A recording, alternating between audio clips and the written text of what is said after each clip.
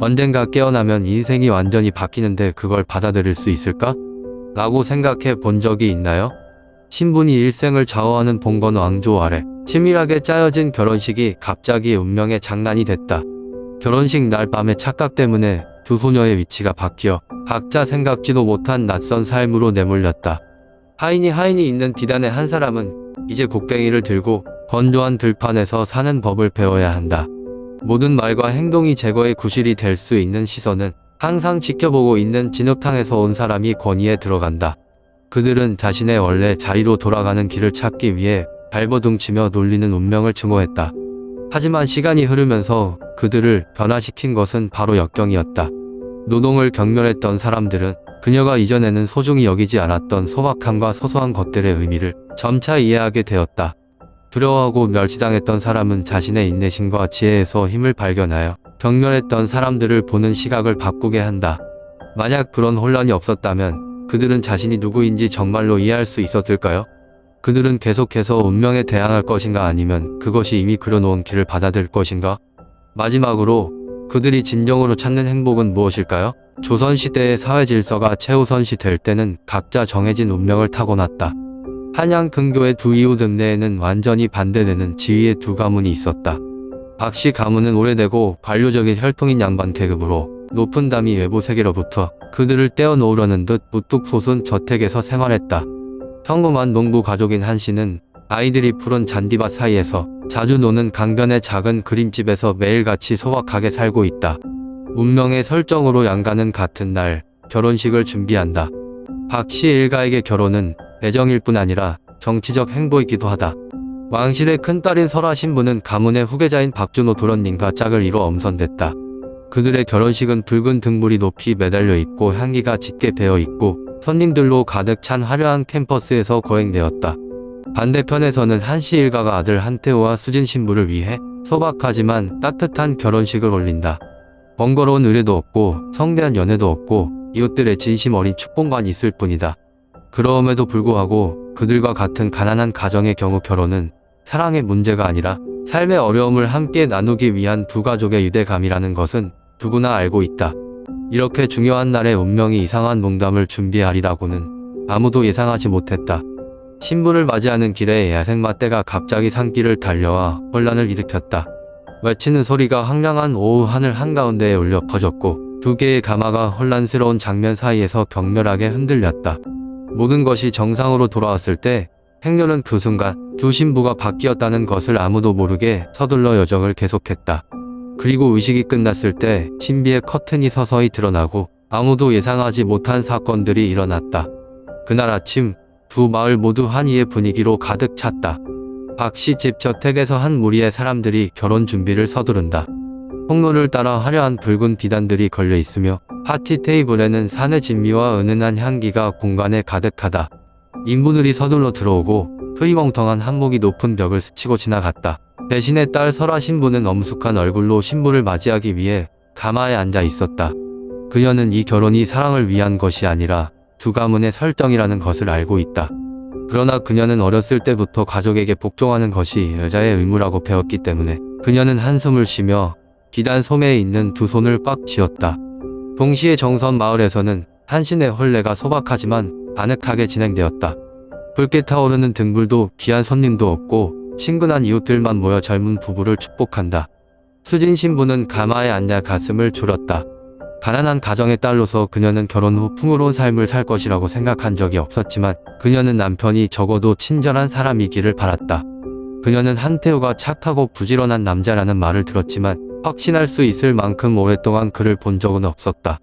두 신부 행렬이 이른 오후에 좁은 산길을 함께 지나갈 때 운명이 바뀌기 시작한다. 이 길은 구불구불한 소나무 사이로 굽이굽이 나 있다. 그 당시의 하늘은 붉은 주황색으로 물들었고 쌀쌀한 바람은 밤이 될 것을 알렸다.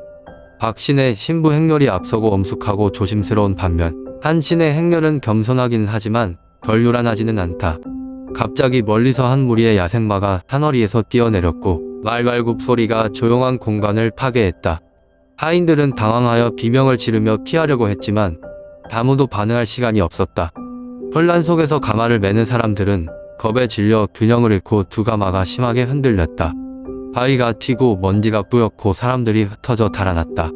잠시 후 모든 것이 가라앉았을 때 신부 행렬은 중요한 것을 깨닫지 못한 채 대열을 서둘러 정리했다. 서두르는 동안 2개의 딸기 가마가 바뀌었습니다. 옅은 노을 아래 각자 다른 운명을 지닌 두 신부는 완전히 낯선 삶에 접어들고 있다는 사실을 모른 채 조용히 시댁으로 향하고 있다. 결혼식이 끝날 때까지 신비한 커튼이 서서히 드러나고 아무도 예상하지 못한 사건들이 일어났다. 달이 높이 솟아올라 한시 가문의 소박한 초가 지붕에 창백한 빛을 한 겹 덮었다. 작은 방에는 등잔 불빛이 역력한 설화의 얼굴을 환히 비추고 있었다. 그녀는 이 문을 통과하는 순간부터 줄곧 조용히 앉아 있었다. 소박한 나무 벽들, 흙냄새 나는 집 더미들, 문틈으로 부는 바람 소리 모두 그녀가 살았던 호화로운 저택과는 거리가 멀고 낯설고 거칠다. 배신감이 가슴에 사무쳤다. 왜 아무도 이 착각을 눈치채지 못했을까요? 왜 고귀한 아가씨인 그녀가 이 비참한 삶에 내몰렸을까? 그녀는 결코 만나지 말았어야 할 한태우 앞에 있는 남자를 바라보며 두 손을 꽉 움켜쥐고 입술을 떨었다. 그는 농부의 다무진 모습으로 그녀를 차갑고 짜증나는 눈으로 바라보았다. 박씨 집으로 당장 돌아가야 해. 설아는 굳은 목소리로 벌떡 일어섰다. 태우는 팔짱을 끼고 얼굴을 찡그렸다. 내가 거만한 여자와 결혼하고 싶어 한다고 생각해요? 나에게 선택권이 없다고 생각해? 그의 목소리는 강했지만 내면 깊은 곳에는 분노와 무력감이 있었다. 설아는 아연실색했다. 그녀는 누구에게도 그렇게 말한 적이 없다. 모든 사람들은 항상 그녀에게 고개를 숙이고 항상 그녀를 잘 보살폈다. 이제 그녀는 가난한 곳에 갇혀 이방인 취급을 받는다. 한편 멀지 않은 곳에 있는 박씨 저택에서도 수지는 아이러니한 상황에 빠졌다. 그녀의 방은 그녀의 오래된 집보다 10배 더 넓지만 무섭게 춥다. 정교하게 수놓아진 커튼과 부드러운 빛을 내는 촛불은 그녀의 마음에 혼란을 떨쳐버릴 수 없었다. 준호의 어머니 박씨 부인은 그녀를 살피는 눈초리로 쳐다보았다. 수지는 아직 말하지 않았지만 그 유혹과 불쾌감을 잘 느낄 수 있었다. 너 같은 시골 소녀 어떻게 대신의 딸일 수 있니? 그 질문이 그녀의 머릿속에 맴돌 수 있다. 그녀의 어쩔 수 없는 남편인 준호는 처음부터 끝까지 차분한 태도를 유지했다. 그는 많은 말을 하지 않고 조용히 지켜보기만 했다. 뭔가 잘못됐어. 그는 속으로 생각했지만 명확하게 확인할 수 없었다. 수지는 착해도 고민이 없다. 박씨 가문의 진짜 며느리가 아니었다면 쫓겨났을까? 만약 비밀이 밝혀지면 그녀의 가족은 어떤 대우를 받을까? 그녀는 감히 상상하지 못했다. 그 긴 파란만장한 밤, 한 명은 비단을 알고 한 명은 운명을 받아들인 두 신부는 이제 모두 자신의 인생에서 가장 어려운 선택에 직면해 있다. 두 사람은 이것이 곧 일어날 일련의 사건의 시작에 불과하다는 것을 알지 못했다. 어느 가을 아침 박씨 저택에서 문틈으로 서늘한 바람이 휘몰아치면서 마당 가득 낙엽 향기가 났다. 하지만 수진 씨 마음속에는 온기가 하나도 없어요. 박씨 집에 발을 들여놓은 날부터 그녀는 사람들의 눈에서 자신의 정체를 잘 알게 되었다. 그녀는 쿠에 씨가 아니고 훌륭한 가문이었고 권세계의 부인들처럼 격식을 갖춘 대처를 할 줄 모른다. 그래서 그녀는 환영받지 못했습니다. 그날 아침 식사 때 시어머니인 박 여사가 차갑게 목소리를 내자 수지는 조용히 식탁 옆에 무릎을 꿇고 고개를 숙였다. 너 같은 촌뜨기가 박씨 며느리가 될 수 있다고 생각하니? 그 말은 수진의 마음을 칼로 찌르는 격이었다. 주변에서는 하인들이 그녀를 경멸의 눈으로 몰래 바라보았다. 일부는 서로에게 속삭이고 일부는 조롱을 숨기지 않습니다. 수진이 소매 밑에 숨겨둔 두 손을 꼭 쥐었다. 그녀는 자신이 우는 것을 허락하지 않았다. 고향에서 그녀는 고생에 익숙하고 불평하지 않고 참는 법을 배웠다. 하지만 이런 경멸은 또 다른 것이다. 그것은 가난이 아니라 그녀를 낙오자로 보는 눈초리였다. 낯선 방에 혼자 남겨진 밤이 되자 그녀는 부모님과 그녀의 작은 집을 떠올렸다. 그곳에서 비록 가난했지만 아무도 그녀를 이렇게 대하지 않았다. 하지만 그녀는 포기할 수 없었다. 그녀는 그들이 자신을 영원히 무시하도록 내버려 둘 수 없었다. 그 후 며칠 동안 그녀는 조용히 관저에서 각 규칙을 관찰하고 기억하며 귀족 부인의 표준적인 행동 방식을 배웠다. 하인들의 비웃음에도 불구하고 그녀는 끈질겼다. 그들이 그녀에게 한겨울에 옷을 세탁하거나 밤늦게 바닥을 청소하는 등 힘든 일을 맡겼을 때 그녀는 불평 한마디 하지 않았다. 점차 그녀를 비웃고 싶어하는 사람들도 조용해지기 시작했다. 왜냐하면 그들은 그녀가 혹독한 대우를 받았음에도 불구하고 굴복하지 않는다는 것을 보았기 때문이다. 하지만 가장 큰 도전은 아직 오지 않았다. 그러던 어느 날 박 여사가 궁정에서 귀족 부인들이 나오는 거실로 그녀를 불렀다. 호화로운 방 한가운데서 수지는 시어머니 앞에 무릎을 꿇고 심판을 기다렸다. 박 씨 집 며느리가 될 자격이 있다는 걸 증명하고 싶다면 보여줘. 수진이 고개를 들었다. 그녀는 이것이 기회라는 것을 이해했다. 일어서거나 영원히 무시하는 눈빛에 묻히거나 그녀가 이 실언을 이겨낼 수 있을까? 그날 아침 회색 하늘은 폭풍이 임박했음을 알리는 듯했다. 박 씨 집의 대청에는 아무도 감히 숨을 쉴 수 없을 정도로 긴장된 분위기가 감돌았다. 박 여사가 주석에 위험 있게 앉자 앞에 무릎을 꿇고 있는 수진에게 날카로운 시선이 스쳤다. 로비에 있는 귀한 권리 부인들은 그녀를 기다렸다는 듯이 쳐다보았고 일부는 서로에게 속삭였다. 너처럼 가난한 출신은 이 집의 신부가 될 수 없다. 오늘은 내가 친히 한신의 집으로 편지를 쓰겠다. 박 여사의 목소리가 단호하고 경멸조로 가득 찼다. 그 말은 수진의 마음을 꿰뚫은 칼과 같았지만 그녀가 반응하기도 전에 강한 목소리가 울려 퍼졌다. 안 돼. 넌 내 아내야. 아무도 그녀를 쫓아낼 권리가 없다. 각오를 다진 차가운 눈동자 계단 앞에 선 박준호에게 시선이 즉각 쏠렸다. 그는 어머니에게 소리를 지른 적이 없지만 오늘 그는 조용히 할 수 없다. 준호, 무슨 말인지 알아? 박 여사는 나연 실색했다. 그렇게 촌스러운 여자는 너와 양립할 수 없다. 그녀가 아무리 출신이라도 그녀는 나의 신부이다. 어머니가 오늘 파혼하면 박 씨 집명예를 훼손하는 것이나 다름없다. 준호의 목소리는 착실했고 눈빛은 확고했다. 방은 조용하게 가라앉았다.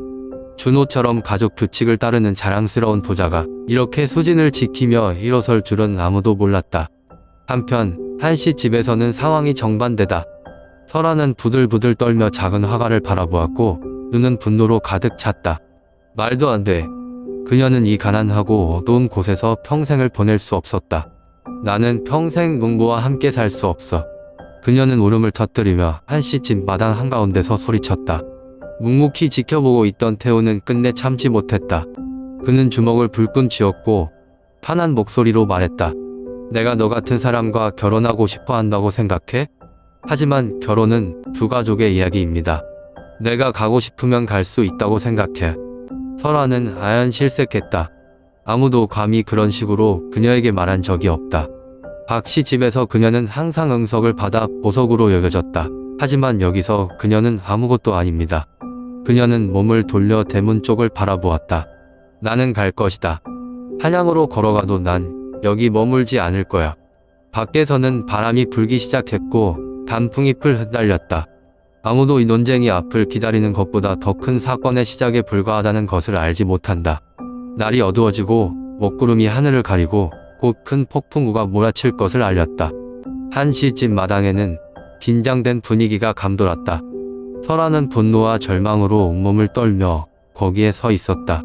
이곳에 끌려온 이후로 그녀는 이곳의 소속감을 느낀 적이 단 한순간도 없었다.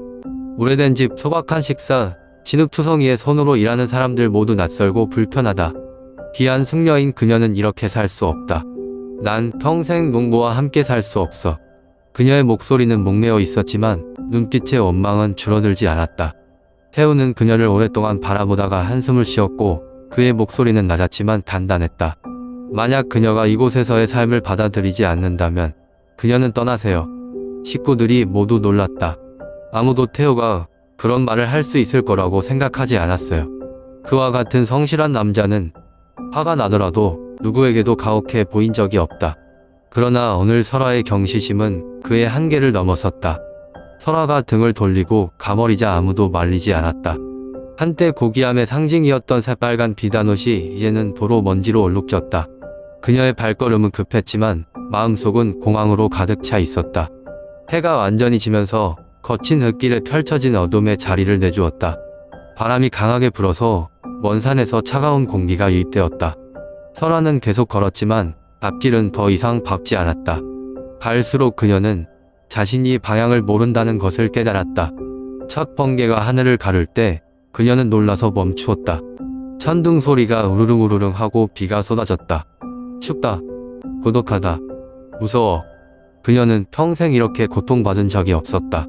실크 옷은 물에 젖어 몸에 달라붙었고 너무 오래 걸었기 때문에 다리가 아팠다. 그녀는 비를 피할 곳을 찾고 싶었지만 길 양쪽에는 황량한 들판만 가득했다. 길가의 찻집에서 불빛이 깜박이는 것을 보고 그녀는 황급히 달려갔다. 문을 밀고 들어왔을 때 화덕에서 나오는 온기가 그녀를 오싹하게 했다. 그러나 한숨 돌리기 전에 그녀는 가게의 모든 시선이 자신에게 쏠리고 있음을 깨달았다. 한 남자가 그녀를 머리부터 발끝까지 조용히 평가하고 옆 사람에게 속삭였다.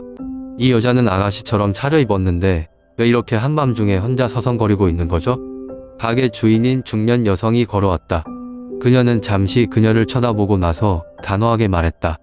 미안해, 레스토랑은 밤새도록 손님을 받지 않아. 설아는 어안이 벙벙했다. 온몸이 흠뻑 젖고 추웠지만 그녀를 가장 고통스럽게 한 것은 그 노골적인 거절이었다. 그녀는 그런 대우를 받은 적이 없다. 박신의 집에서는 그녀가 입만 열면 얼마나 많은 하인들이 서빙하기 위해 서둘러 달려갈까. 하지만 이제 그녀는 아무것도 아니다. 찻집에서 나오자 여전히 비가 쏟아졌다. 그녀의 치마에 물이 튀고 머리카락이 얼굴에 떨어졌다. 그녀는 고개를 들어 칠흑 같은 하늘을 바라보았고 당황하여 씁쓸한 사실을 깨달았다.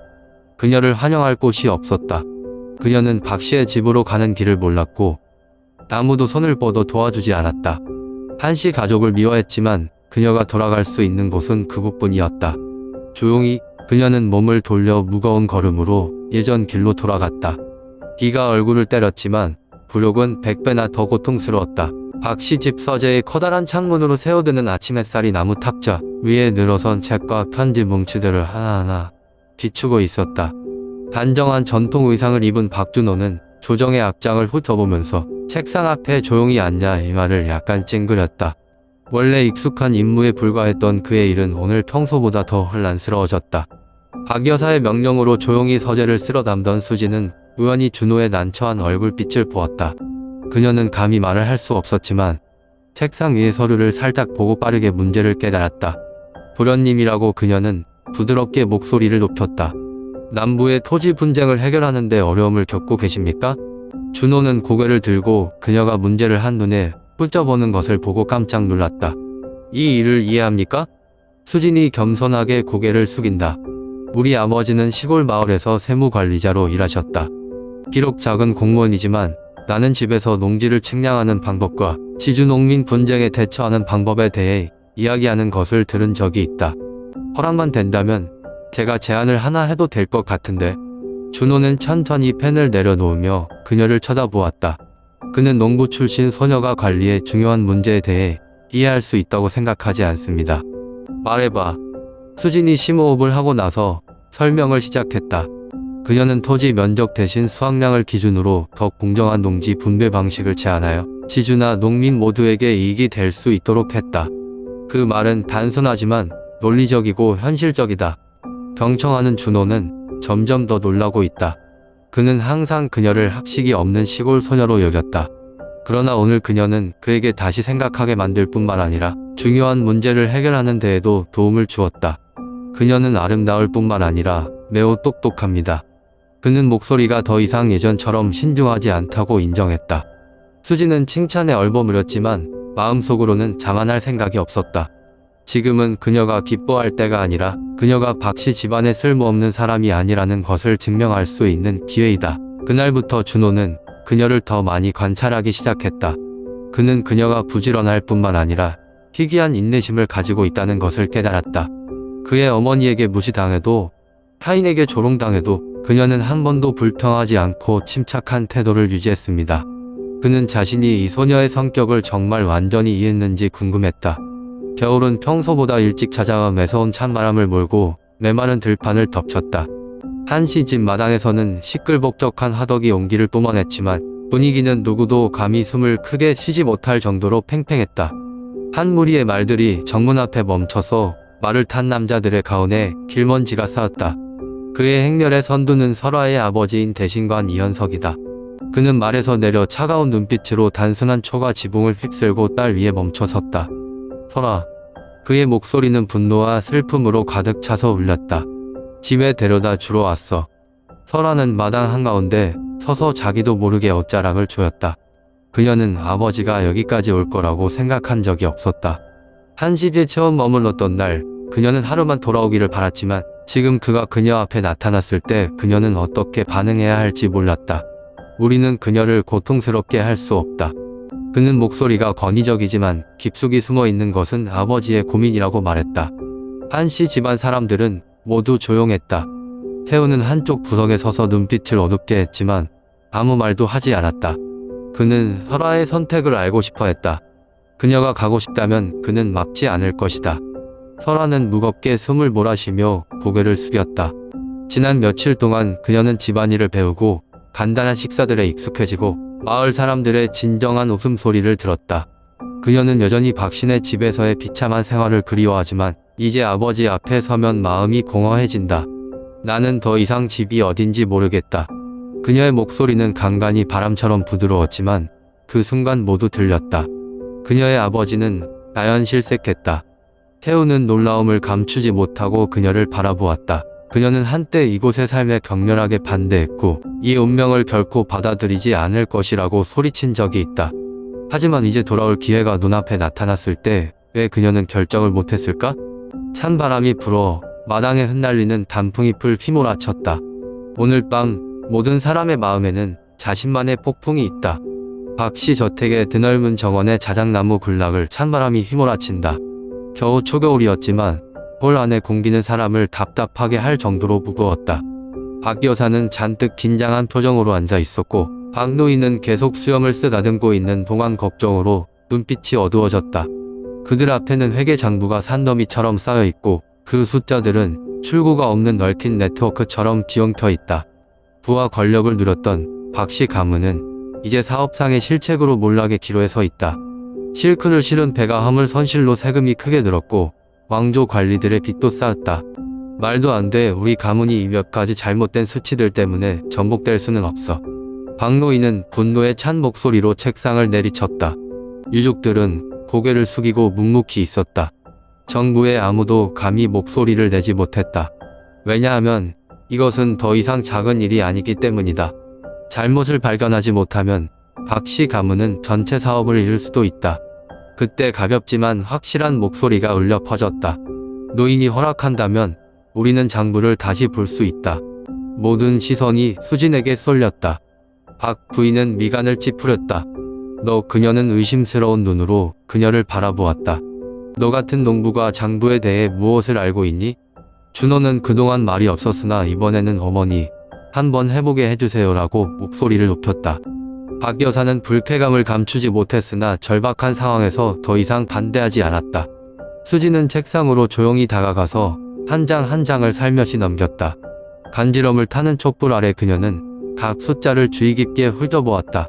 아무도 말을 하지 않았고 종이 뒤집히는 소리만이 조용한 공간에서 울려 퍼졌다. 갑자기 그녀는 멈췄습니다. 여기 있습니다. 라고 그녀가 한 페이지를 가리키며 목소리를 높였다. 남부 지역에서 비단을 구입하는데 속임수가 있습니다. 장부에 기입된 가격은 실제 가격보다 훨씬 높다. 누가 차액을 가로챘어. 박 노인은 아연실색했다. 그는 수진이 방금 지적한 것을 노트를 집어들고 자세히 읽었다. 그의 얼굴이 창백해졌다. 실크 숨의 담당자는 한인가가 즉시 고개를 떨구었다. 내 벼슬아치인데 외부 상인과 공모했다. 방의 공기가 응고되는 것 같았다. 박 부인은 아무 말도 하지 않았지만 수진을 바라보는 눈빛에 변화가 생겼다. 더 이상 경멸하는 것이 아니라 약간의 놀라움입니다. 준호가 천천히 걸어오자 그녀를 바라보는 눈빛이 부드러워졌다. 그녀가 우리 가족을 구했어. 수진이 고개만 살짝 숙였다. 그녀는 인정을 받기 위해 일을 한 것이 아니라 박씨 가문이 몰락하면 그녀도 여기에 설 자리가 없다는 것을 알고 있었기 때문이다. 밖에는 여전히 겨울 바람이 나무들을 휙휙 지나갔지만 일부 사람들의 마음에는 이름으로 부를 수 없는 변화가 있었다. 겨울이 지나고 마지막 눈송이가 초가 지붕에서 서서히 녹으면서 마을 전체에 봄빛이 스며들 수 있는 자리를 양보했다. 들판에는 새싹이 돋기 시작하여 곧 새로운 농작물이 들어올 것이라는 신호이다. 설아는 현관에 앉아 자신의 손을 바라보았다. 그 손은 한때 희고 부드러웠고 지금은 몇 군데 흠집이 났다. 그녀는 가볍게 눈살을 찌푸리며 집안일을 처음 시도했던 날들을 떠올렸다. 빗자루까지 들고 마당을 청소하는 것도 서툴고 의목을 빨면 온몸이 젖고 밥을 지을 때 냄비를 태운다. 가족 중 누구도 비난하지 않았지만 그녀는 그들이 그녀에게 아무런 희망도 없다는 것을 알고 있습니다. 태우는 아무 말도 하지 않고 조용히 지켜보기만 했다. 그는 더 이상 예전처럼 짜증나거나 냉담한 표정을 짓지 않았지만 그녀를 특별히 대하지도 않았다. 그럼에도 불구하고 그는 그녀가 잘못한 것을 볼 때마다 불평 없이 조용히 수정했다.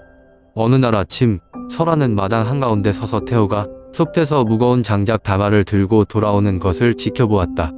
그는 그것들을 내려놓고 옷이 땀으로 흠뻑 젖고 돌아서서 그녀가 서 있는 것을 보았다. 말하고 싶은 거 있어요? 그는 목소리가 멀지 않지만 친하지도 않다고 물었다.